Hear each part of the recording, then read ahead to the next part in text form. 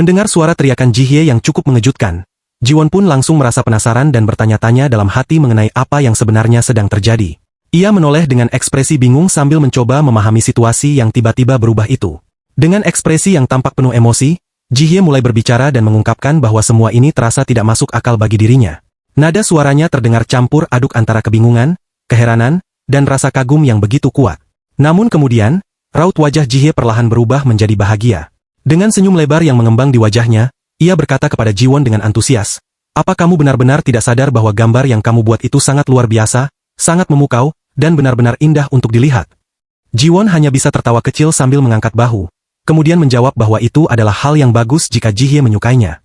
Namun, ia juga mempertanyakan kenapa Jihye sebelumnya tampak seperti sedang marah atau kesal.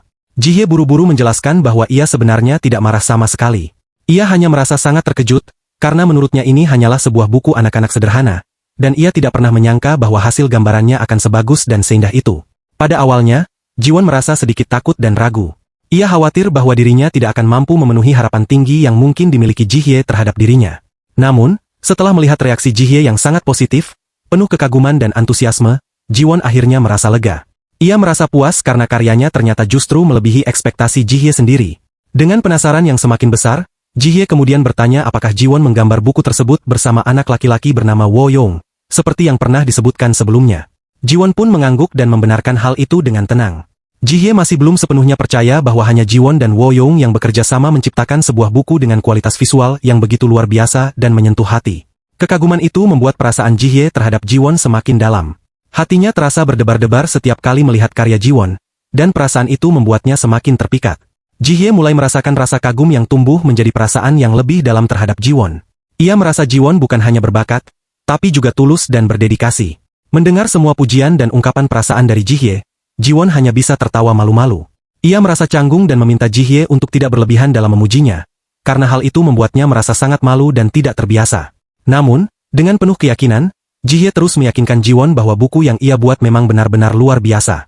Ia berkata bahwa biasanya kualitas gambar dalam buku anak-anak hanya bagus di halaman-halaman awal saja, sementara halaman-halaman berikutnya justru mengalami penurunan kualitas. Tapi buku buatan Jiwon ini sangat berbeda. Gambarnya tetap konsisten dan indah dari halaman pertama hingga terakhir. Selama ini, Jihye mengira bahwa Jiwon adalah seseorang yang hanya melakukan hal-hal berdasarkan apa yang ia bayangkan atau impikan saja. Namun ternyata kenyataannya jauh berbeda. Jiwon bukanlah tipe orang seperti itu. Ia adalah sosok yang memahami proses, berdedikasi, dan bekerja keras berdasarkan pengalaman hidupnya selama 6 tahun yang penuh pencarian tanpa arah yang jelas. Namun seperti yang dikatakan Jihye, Jiwon tidak pernah menyerah, tidak pernah berhenti mencoba. Dan karena tekadnya itulah, ia akhirnya bisa melihat hasil yang memuaskan dan membanggakan dari semua kerja keras yang ia lakukan selama ini. Alasan utama mengapa Jiwon tidak pernah menyerah dan bisa bertahan hingga sejauh ini adalah karena momen ketika Yeondu, anak kecil yang tiba-tiba memasuki kehidupannya, untuk pertama kalinya memanggilnya, Papa. Sejak saat itu, hidup Jiwon berubah. Ia merasa memiliki seseorang yang benar-benar penting dalam hidupnya. Ia ingin menjadi sosok ayah yang bukan hanya disukai Yeondu, tapi juga bisa menjadi tumpuan, panutan, dan tempat bergantung bagi Yeondu. Semakin dalam Jiwon tenggelam dalam dunia lukisannya, semakin besar pula kemajuan dan hasil luar biasa yang ia peroleh. Dan untuk semua itu, ia merasa sangat bersyukur dan berterima kasih. Jiwon pun dengan tulus mengucapkan terima kasih kepada Jihye atas semua pujian dan dukungan yang ia berikan dengan sepenuh hati. Beberapa saat kemudian, saat Jiwon sedang mencuci piring di dapur yang sederhana namun hangat, ia tiba-tiba bertanya kepada Yeondu, "Yeondu, kamu tahu nggak apa itu pindahan?" Suara air mengalir dan gemericik piring yang dicuci menjadi latar percakapan mereka. Mendengar pertanyaan itu, Yeondu menoleh dengan tatapan polosnya yang menggemaskan. Ia kemudian bertanya balik dengan suara kecil, "Apa itu pindahan, Papa?"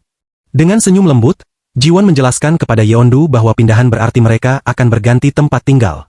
Itu artinya, mereka akan keluar dari rumah yang sekarang dan berpindah ke rumah yang baru, yang mungkin lebih nyaman dan lebih baik. Mata Yeondu langsung berbinar cerah mendengar penjelasan itu. Dengan penuh semangat, ia bertanya kepada papanya apakah mereka akan pindah rumah dalam waktu dekat. Jiwon tersenyum, lalu menjelaskan bahwa untuk saat ini mereka belum akan pindah. Namun ia meyakinkan Yeondu bahwa mereka akan tinggal di tempat yang lebih bagus, seolah-olah mereka memang pindah ke rumah impian.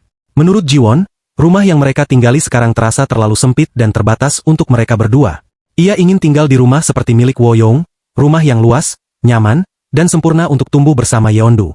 Ia memikirkan masa depan Yeondu yang perlahan-lahan akan tumbuh besar. Perabotan akan semakin bertambah seiring waktu, dan kebutuhan akan ruang yang lebih luas pun menjadi sangat penting.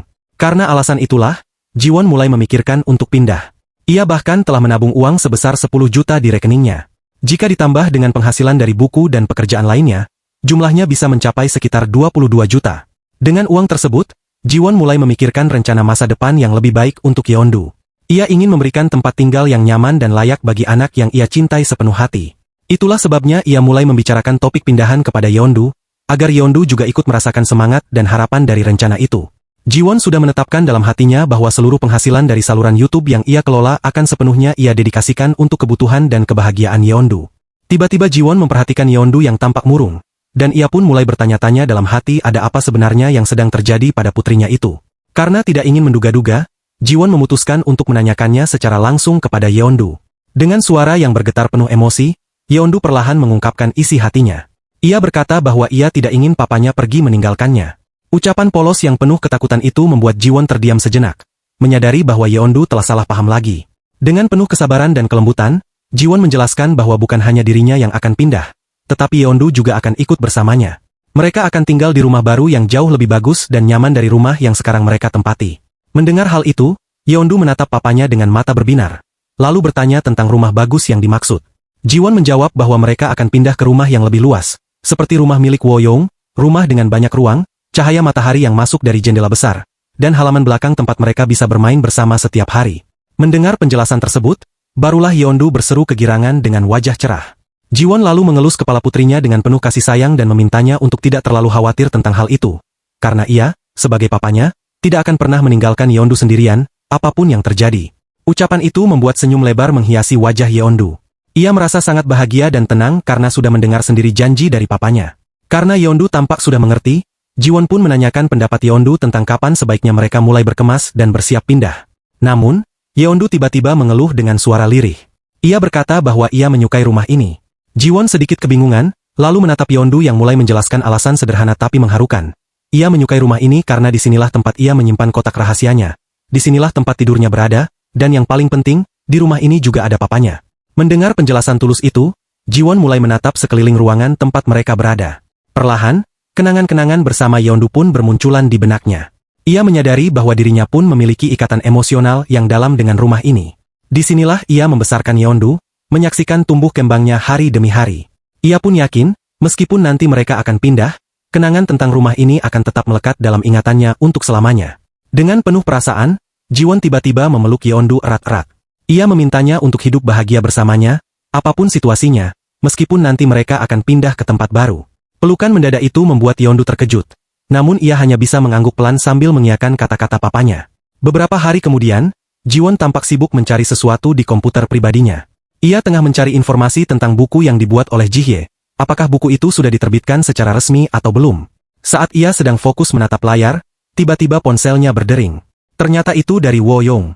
Dengan suara sedikit terburu-buru, Woyong menanyakan apakah buku studi itu akan dirilis hari ini. Ia juga ingin tahu pukul berapa bukunya akan terbit, karena ibunya terus-menerus menanyainya. Karena itu, Woyong pun terpaksa menghubungi Jiwon secara langsung. Jiwon hanya bisa tertawa kecil dan memintanya untuk bersabar. Ia mengatakan bahwa buku itu akan segera dirilis dalam waktu dekat. Dalam hati, Jiwon tersenyum geli. Ia tahu betul bahwa si bocah Woyong itu berpura-pura tidak peduli. Padahal sebenarnya ia sangat menantikan perilisan buku tersebut dengan penuh antusias. Akhirnya, saat yang ditunggu pun tiba. Buku itu resmi dirilis secara online.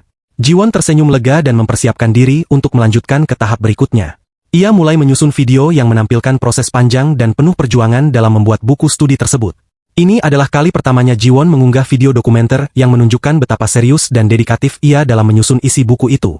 Dengan satu klik pada mouse-nya, video itu pun resmi diunggah ke saluran YouTube miliknya.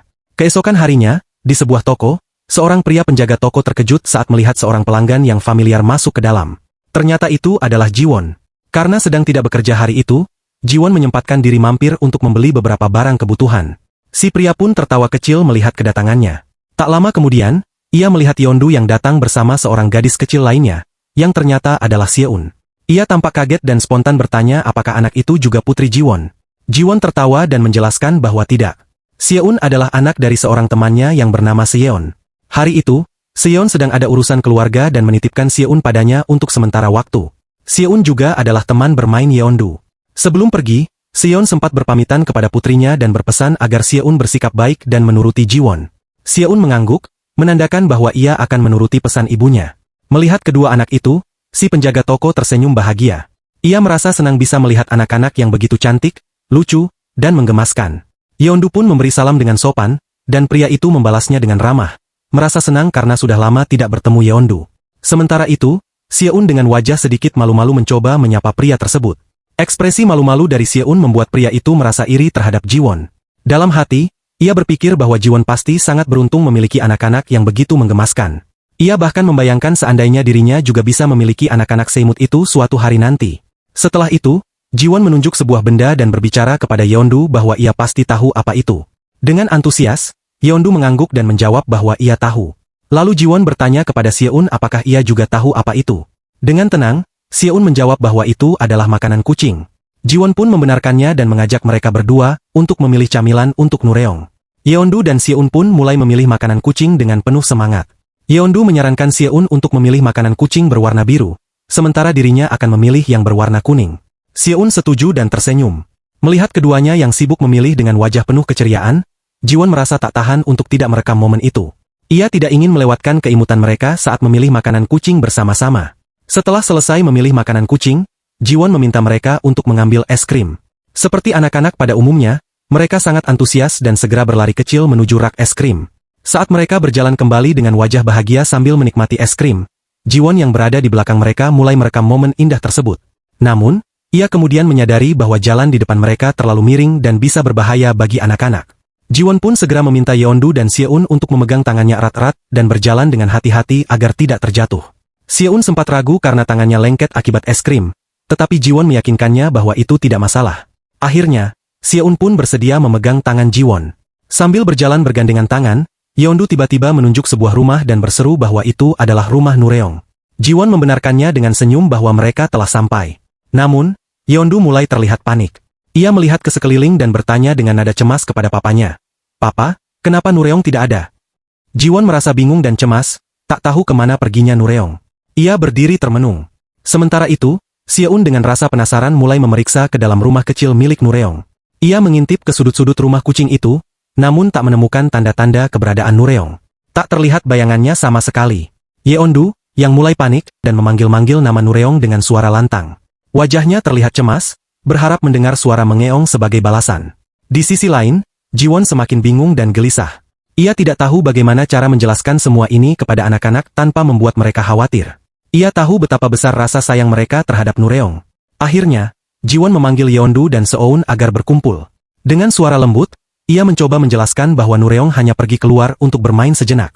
Dalam hati, Jiwon merasa berat harus berkata seperti itu. Ia tidak suka berbohong kepada anak-anak, tapi ia juga tak ingin mereka merasa panik atau sedih. Ia ingin mereka mengerti bahwa Nureong akan baik-baik saja. Lalu Jiwon memberikan perumpamaan.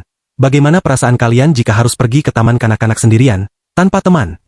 Yeondu menggeleng pelan dan menjawab, itu pasti tidak menyenangkan papa. Seon ikut menimpali dengan suara pelan, pasti akan merasa sangat kesepian. Mendengar jawaban mereka, Jiwon tersenyum dan melanjutkan penjelasannya. Begitu juga dengan Nureong. Mungkin ia merasa bosan dan kesepian jika terus-menerus berada di tempat yang sama tanpa teman. Kemudian, Seon mengangkat tangannya dan bertanya polos. Apakah Om Jiwon juga pernah merasa seperti itu? Jiwon menatap anak-anak dengan hangat, lalu menjawab sambil tersenyum. Karena itulah Om selalu bersama Yeondu yang membuat Om tidak merasa sendiri. Dan Seon juga tinggal berdua bersama ibunya. Lalu ia mengelus kepala Yeondu yang mulai terlihat sedih dan cemberut. Seon hanya diam, tapi matanya penuh perhatian menatap Jiwon, seolah mengerti. Untuk menenangkan mereka lebih jauh, Jiwon meyakinkan bahwa Nureong hanya sedang bermain dan pasti akan segera pulang. Namun karena tidak tahu kapan tepatnya, ia mengajak mereka untuk pulang lebih dulu dan berjanji akan mencarinya setelah itu. Tiba-tiba, Yeondu dengan wajah penuh kekhawatiran bertanya, "Pah, bagaimana kalau Nureong terluka di luar sana?" Seon menambahkan dengan suara cemas. "Bagaimana kalau Nureong tersesat dan tidak bisa menemukan jalan pulang?" Jiwon terdiam sejenak. Pertanyaan-pertanyaan itu mencerminkan kekhawatiran yang tulus dari hati mereka. Ia menyadari bahwa mereka sangat menyayangi Nureong, sama seperti dirinya. Awalnya ia berpikir penjelasan sederhana sudah cukup, mengingat usia mereka baru 5 tahun. Namun ternyata, ketulusan anak-anak tak bisa ditebak. Mereka benar-benar khawatir. Jiwon pun mulai merasa panik. Ia membayangkan jika salah satu dari mereka mulai menangis, pasti akan merepotkan dan sulit ditenangkan. Tepat di saat suasana mulai tegang, terdengarlah suara mengeong yang familiar dari kejauhan. Nureong muncul dari balik pagar, berjalan santai dengan ekspresi riang. Bulu-bulunya tampak sedikit kotor, tapi wajahnya berseri seperti baru saja bertualang. Yeondu langsung berseru penuh kegembiraan. Nureong sudah pulang. Seoun segera mendekat dan bertanya dengan penasaran. Kamu tadi kemana saja, Nureong? Jiwon merasa sangat lega dan bersyukur. Ia tidak menyangka Nureong akan kembali di saat yang tepat seperti ini. Sekarang, Nureong sedang dielus dengan penuh kasih sayang oleh Yeondu. Seoun yang tak mau kalah, meminta izin untuk ikut mengelus si kucing lucu itu. Akhirnya, mereka berdua bersama-sama membelai Nureong dengan penuh kegembiraan. Nureong pun tampak senang dan nyaman dikelilingi oleh kasih sayang mereka. Jiwon lalu mengingatkan anak-anak untuk memberikan camilan kesukaan Nureong. Dia pasti lapar setelah bermain sepanjang hari, ujarnya lembut. Yeondu buru-buru mengambil makanan kucing, namun ia kesulitan membuka kemasannya. Ia lalu meminta bantuan pada Seoun, tetapi Seoun pun kebingungan harus berbuat apa. Dengan wajah percaya diri, Yeondu berkata, Papa pasti bisa membuka ini dengan sekali putar saja. Seoun tampak kagum dan menatap Jiwon dengan penuh harap. Jiwon pun tertawa kecil, lalu mengambil kaleng makanan dan membukanya satu persatu. Anak-anak bersorak kecil ketika tutup kaleng terbuka. Mereka segera menuangkan makanan itu ke dalam wadah makan Nureong. Nureong langsung memakannya dengan lahap dan tampak sangat puas. Saat mereka memberi makan Nureong, Yeondu menoleh pada ayahnya dan bertanya dengan polos. Kalau nanti kita pindah rumah, apakah kita boleh membawa Nureong juga, Pak? Seoun dengan semangat ikut bertanya. Oh Om, mau nggak pindah ke apartemen dekat rumah kami? Jiwon tersenyum hangat dan berpikir jika ia pindah dekat rumah Seoun, pasti Seoun akan senang dan Yeondu dan Seoun jadi bisa sering bermain bersama, lalu mereka juga bisa pergi ke sekolah bersama-sama. Masalahnya, apartemen milik Seoun tergolong cukup berkelas dan mewah, sehingga ia merasa ragu apakah dirinya benar-benar mampu untuk pindah dan tinggal di sana atau tidak. Karena itulah, satu-satunya hal yang bisa ia lakukan hanyalah meminta mereka untuk bersabar dan menunggu. Pasalnya, kepastian mengenai kepindahan rumah pun masih belum jelas, dan ketidakpastian itu membuat hati Seoun terasa sedih dan berat.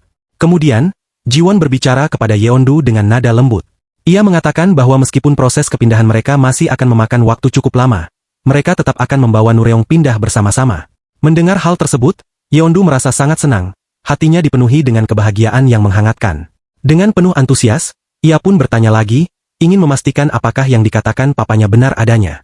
Jiwon hanya tersenyum lembut dan menjawab bahwa Yeondu tentu sudah tahu jawaban sebenarnya. Dengan wajah yang bersinar cerah dan penuh kebahagiaan, Yeondu pun berkata dengan yakin bahwa papa tidak mungkin berbohong padanya. Kemudian, ia menatap Seoun dengan mata bersungguh-sungguh dan menjelaskan bahwa meskipun mereka akan pindah, akan sangat sulit bagi mereka untuk tinggal di apartemen yang sama dengan Seoun nantinya. Namun, ia berjanji dengan sepenuh hati bahwa mereka tidak akan pindah terlalu jauh. Ia pun meminta Seoun untuk tidak terlalu khawatir. Jiwon menambahkan bahwa ia akan berusaha mencari rumah yang letaknya dekat dengan apartemen Seoun. Mendengar hal tersebut, Seoun pun merasa lega, dan hatinya menjadi senang karena perkataan Jiwon memberikan harapan. Beberapa hari kemudian, Jiwon dan Yeondu kembali mendatangi perusahaan lift, tempat di mana mereka sebelumnya pernah berkunjung. Setibanya di sana, mereka disambut oleh Suah dengan sambutan hangat dan ramah. Suah tidak lupa memuji Yeondu, mengatakan bahwa gadis kecil itu terlihat semakin cantik, menggemaskan, dan manis. Dengan mulut manisnya yang polos, Yeondu pun membalas pujian itu dengan mengatakan bahwa kakak Suah juga sangat cantik. Pujian itu membuat Suah merasa senang dan tersenyum bahagia. Ia pun bertanya pada Jiwon apakah Jiwon yang mengajarkan Yeondu untuk mengingat namanya. Namun, Jiwon segera meyakinkan Suah bahwa sejak pertemuan terakhir mereka, ia sama sekali tidak mengatakan apapun lagi kepada Yeondu.